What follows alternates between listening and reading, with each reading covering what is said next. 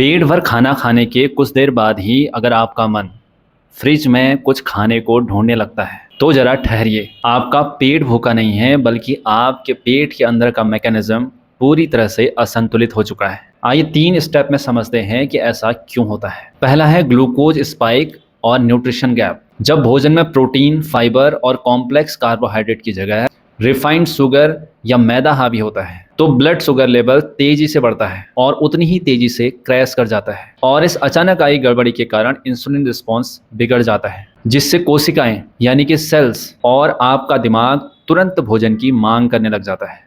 दूसरा है डिहाइड्रेशन और न्यूरोलॉजिकल कंफ्यूजन। मस्तिष्क का हाइपोथैलेमस क्षेत्र भूख और प्यास दोनों के सिग्नल को नियंत्रित करने का काम करता है। माइल्ड डिहाइड्रेशन यानी कि पानी की कमी होने के कारण दिमाग प्यास के संकेत को भी भूख का संकेत समझ लेता है। और इसके अलावा क्रोनिक स्ट्रेस के कारण कॉर्टिसोल लेवल बढ़ जाता है, जो विशेष रूप से हाई कैलोरी और प्रोसेस्ड फूड की क्रेविंग को बढ़ाने का काम करता है। और तीसरा है सर्केडियन रिदम और हार्मोनल डिस्ट्रप्शन। पर्याप्त नींद न लेने या देर रात तक जागे रहने से शरीर का बायोलॉजिकल क्लॉक प्रभावित होता है। इससे शरीर में भूख बढ़ाने वाले हार्मोन यानी कि ग्रेलिन का स्राव बढ़ जाता है, जबकि पेट भरा हुआ एहसास कराने वाला लेप्टिन हार्मोन्स घट जाता है। और यही हार्मोनल डिसबैलेंस बिना शारीरिक जरूरत के भी आपको भूख का एहसास कराते रहता है। इसलिए बार बार भूख लगना कोई आदत नहीं है, बल्कि पोषण की कमी और बिगड़ी हुई जीवन शैली का एक संकेत है। इसलिए संतुलित आहार लें, पर्याप्त जल स्तर बनाए रखें और अपनी स्लीपिंग साइकिल को प्राथमिकता दें।